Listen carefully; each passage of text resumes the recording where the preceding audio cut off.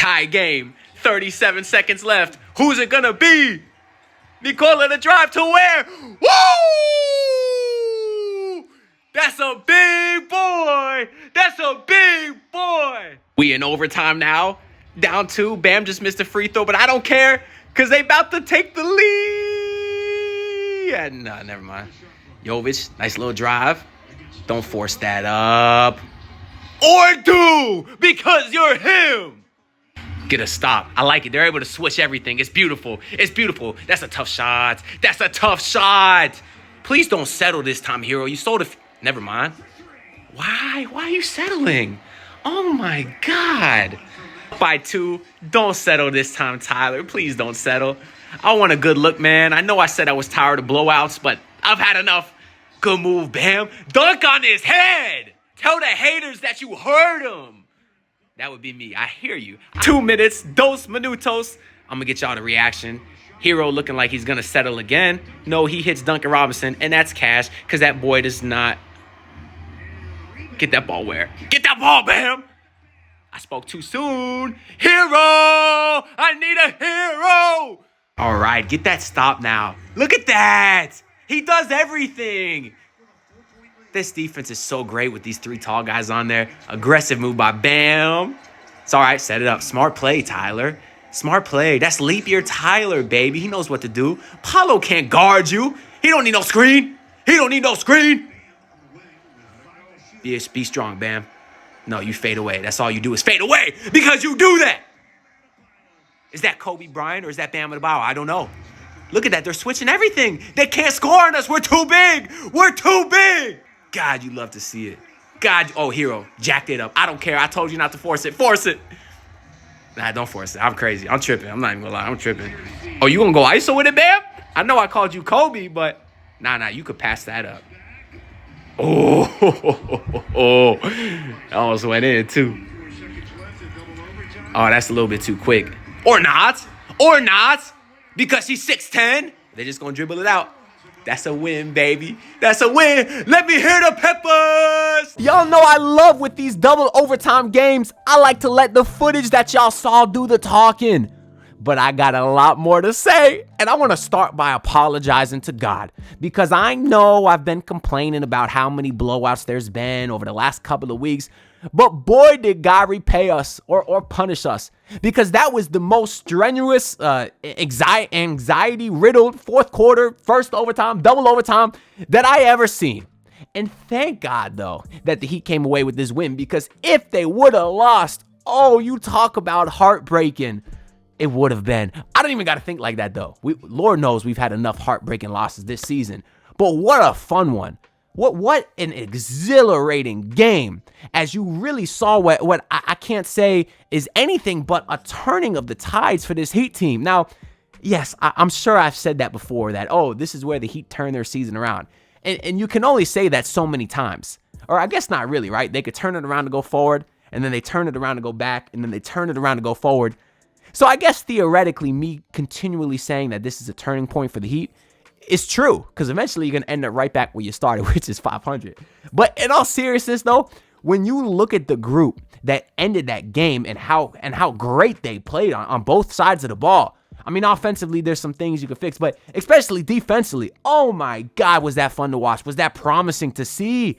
As for the first time, we got something that I've been calling for since the beginning of the season, which was a lineup that consisted of Nikola Jovic, Khalil Ware, and Bam Adebayo.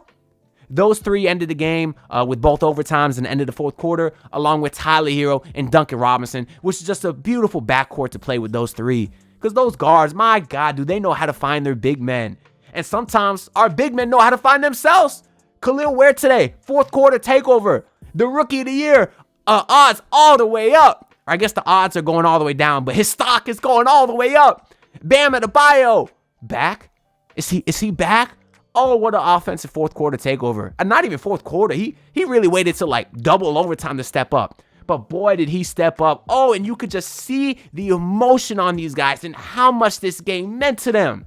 Whether it was Bam scoring and him flexing his chest, Tyler Herro finally hitting a 3. He struggled a little bit in the first overtime, the end of fourth quarter, but he was obviously huge today. 30 points, 12 assists. Oh, he was awesome. the efficiency wasn't super great. And he did force a couple of threes, and I kind of wish he would have attacked more. Like we saw Men Thompson hit a game winner today. He drove, got into the paint, hit a little push shot. Tyler was definitely settling a lot. Has a little bit of that, I don't know, Jimmy Butler disease, where I used to always say Jimmy used to settle too much on these game winners. Everything was like a 30-foot step back three. Tyler Herro was doing a lot of that, but he did hit a big open three late in the double overtime to seal the win. But obviously, Herro, I'm not going to nitpick with that couple of things. That's like really the only negative I saw from his game today is he forced a few shots, which I don't blame him a ton either, because for most of the game, it was Herro or bust. I mean, I still got a bunch of notes here. We'll try to get through these. Obviously, Jimmy Butler was supposed to play today. He was suspended indefinitely because apparently the reporting is he walked out of practice when he found out Haywood Highsmith was starting over him. Now, a bunch of other reports came out from the player, or apparently that's the player said that it wasn't a big deal. Haywood himself said he didn't even notice Jimmy leave. Was that true? What's the extent of this, debacle or scene today? I don't really know, but I don't care. I don't want to talk about Jimmy Butler right now because we've done that a ton. We'll probably have plenty of times to do it in the next week and a half. With the trade deadline approaching, I will remind you, I'm going on vacation from this Thursday to the following Monday. I'll be in New Mexico, so hopefully Jimmy doesn't drop, or else y'all just gonna get some footage with the phone camera, because I'm not bringing my recording equipment with me to New Mexico. But I'll be back February 3rd. So if Pat can at least wait to the trade deadline to move Jimmy, that'll be much appreciated. But anyways, enough Jimmy talk. You had Haywood Highsmith start, came into the game, had like a very nice putback over a couple of trees, because that's all the Magic have, are a bunch of trees. And I thought we were about to get a Haywood Highsmith, and I took that personal game with regards to Jimmy Butler, but not really. Haywood really didn't play that much today.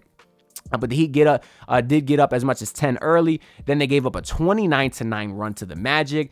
That's when the Heat basically had their typical once a game, can't score for several minutes, because that's at the point of the game where it was hero or bust. You take Herro out the game and they can't score. You brought Terry Rozier in today. Terry was terrible, had a horrible stretch in the fourth quarter. He was single-handedly trying to sell the game. We'll get into that. But fortunately, the Heat were sort of able to recover from that stretch because they were up 10 and then they went down 10. But they did close it to 4 at halftime. It was interesting. In the first half, we saw Kevin Love get a few minutes. You could tell Spoelstra was very scared of the Magic size. And for some reason, he thought the answer early on was Kevin Love, who only played 2 minutes. But Spo learned late that you could play Nikola Jovic at the 3. He's a great ball handler. And that's obviously what won the Heat the game late in the game. But you were down 4 at the half. You have Bam Adebayo. He was pretty aggressive early in the third quarter, getting to the rim. He didn't just look like a bull in a china shop. He showed some finesse, which we know he's good at, had a nice Euro step. And I like to see that because this year he's kind of been all over the place, especially with the ball, fumbling it and everything. But I do feel like he had a nice, balanced and aggressive attack to start that third period. And then because Bam was driving, they had to collapse on him in the paint. And then he found back-to-back possessions, he found Khalil Ware from 3. I mean, how can you not see that as a Heat fan and just think the potential is through the roof with that lineup? We have the stretch 5 that we have so desperately wanted for years. We have him because Khalil Ware hit back-to-back threes from Bam Adebayo. And then he hit another 3 later in that quarter off a great Tyler Herro dribble penetration. Herro's dribble penetration is just opening up this offense entirely. It did it again with Khalil Ware. So Ware started cooking in that third quarter. Unfortunately, though, Bam did get into foul trouble halfway to go through the third. He picked up his 4th foul, so he had to sit out a bit early. And then it was very unfortunate because as soon as Bam sat, you had to obviously end the Bam-Ware lineup, which was playing well to start the third. The Magic immediately got back-to-back offensive rebounds in the same possession, which led to a Banchero getting fouled. So that's just unfortunate. It's like you can't have Bam and Ware not in the game for 2 seconds and the Magic are already cooking on the glass because they really were killing us all night tonight. And even when you had that lineup with Jovic in there too, the Magic still got some offensive rebounds, but they're a big team. They had a couple lineups too with like 4 6'9" guys. They had a lineup with like De Silva, Franz, Paulo, and Isaac. All of those guys are over 6'9". Like they're a very big team, which is just nice to see that the Heat actually had the weapons to counteract that. Because the end of the third quarter ended very poorly. It was disastrous. The Magic scored the final 9 points of the quarter, and they led by 9 going into the fourth. You had Terry Rozier. That's when he had just a rough stretch late in the third to start the fourth as well, where he so Ware hit a three, and then so this is when the Heat were making their comeback. That's right, when they were down 9. So Ware hit another three. I think it was his 4th three of the game. Then he had a great block on the other end, and then they start to transition for the Heat. The Heat find Terry Rozier wide ass open, and let me emphasize again, wide ass open in the corner. The roof is about to blow off the Kaseya Center. Lead could have been, or deficit could have been cut to 5, and Terry Rozier bricks it. And then after that, Terry Rozier fouled Banchero on the other end and gave up an and one to him, which was just entirely the most frustrating thing. But eventually he did check out, and then that's when Tyler came in, and you had that lineup of Tyler Duncan, Jovic, Ware, and Bam to end the game. Bam was frustrating me earlier. I noted one play of significance where Bam set a hard screen on Anthony Black, had an easy roll to the rim, hesitated on it, and then he finally rolled late. For some reason, stopped at the mid-range when I thought he had a lane to the rim. He was still open at the mid-range, but then he tried kicking it out to Jovic, but he just threw it to the other team. It was very frustrating, but the Heat were able to sort of combat that. You had Duncan go crazy. He hit a 3, drew a charge, hit a 3, then Herro got a block, and then Herro threw one of the worst lob passes to Bam I've ever seen. It sailed out of bounds, so it's like every time the Heat were on the doorstep of just blowing the roof off the place, they seemed to turn it over in the fourth quarter, which is why, in hindsight, when I'm talking now that they won this game, it's incredible that with such a young group that they were really able to combat a lot of mistakes, because they had a lot of them today. And that pass by Herro, I mean, seriously, if Bam was Yao Ming's height and could jump as high as prime Derrick Rose, he still wasn't catching that lob. That's how bad a pass it was. But Tyler did redeem himself, had a crazy 3 off the dribble, so he did get a couple of those hero ball shots to fall. I respect him for trying to be a part of the offense, because Anthony Black was like face guarding him from 35 feet. And the way Herro was able to hit this 3 is he basically kept pump faking and tossing it to Bam and then running around a Bam screen in like a dribble handoff action. But he was able to get that 3 to go. And then Duncan had a great pump fake and threw the lob to Ware. That made it a 3-point game with 3.5 to go. So I like that. Although Ware was hitting threes, he was also able to still play his role man and sit in the dunker spot to get some of these easy lobs. And then y'all started seeing some of the videos from me at the beginning of this video. That's where Jovic found Ware for the lead. Should have been an and one. But unfortunately, it did go to overtime because Franz hit a crazy layup over what I thought was great defense from Ware. So even though it went to double overtime, I still feel like the Heat defense down the stretch was really good. They forced Paolo and Franz into a lot of tough mid-ranges, but Paolo and Franz are good players. They hit some of those, but that's still great defense anytime the opposing player settles for like a long 2, a fadeaway mid-range. And then, of course, Herro settled for one of his many 30 bombs that could have won the game. So that went us to overtime.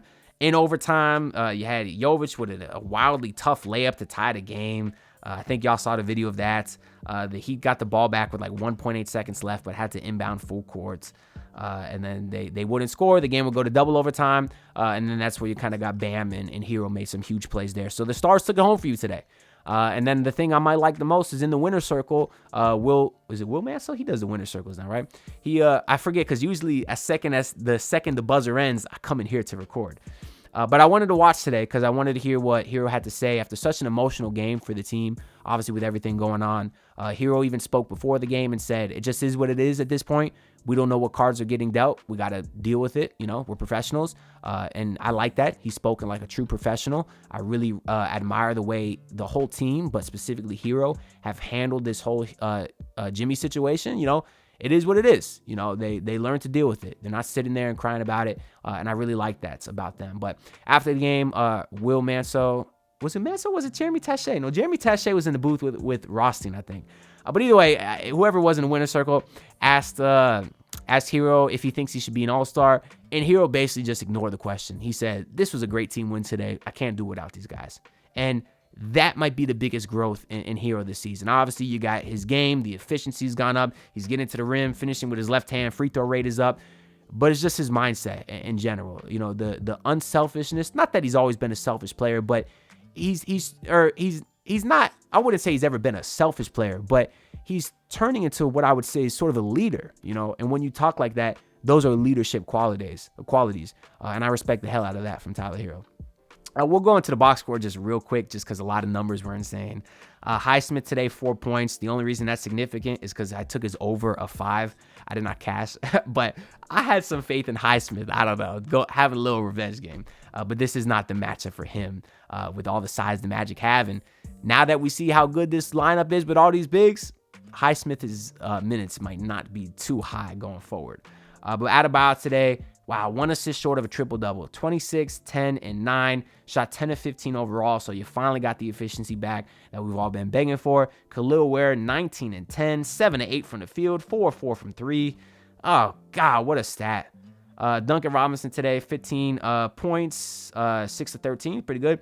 And then Tyler Herro, he was 11 seconds short of playing 48 minutes, which is funny because at the beginning of the game, they highlighted one of the kids that is in like a program, and basically Spoelstra did a really nice thing over the weekend where he went to this camp for like these special needs kids, and they had a great time. It was like a basketball camp, but they highlighted one of the kids who asked Spoelstra to play Herro 48 minutes tonight.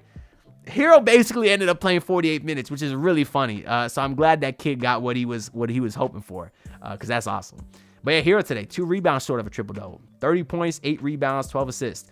The efficiency wasn't great, 26% from 3, 42% from the field. But they would not be in this game without him. He was go vote for him to be an all-star. We'll leave it at that. Jovic today, 15 points, 7 rebounds, 2 assists, 2 steals. Has some great defensive possessions down the stretch. That's how he's earning his minutes. And that's another underrated part of his game this year that's improved that no one's talking about.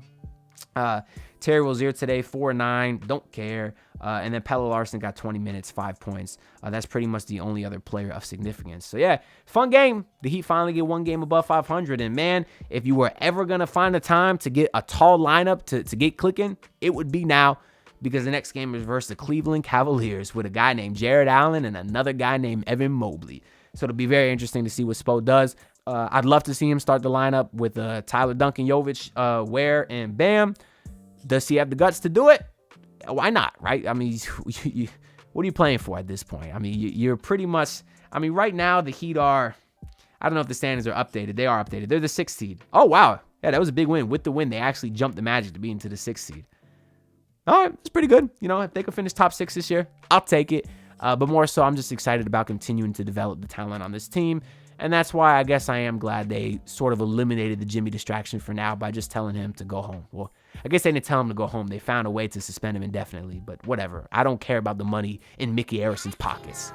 But anyways, yeah, that's all I got to say for this video. Make sure y'all leave a like and drop a subscription as well. Drop your comments down below. I'll be reading what y'all think.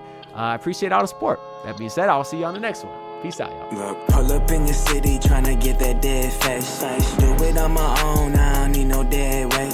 Had to kill him off, yeah, I need a head space. This homegrown bitch don't offend me.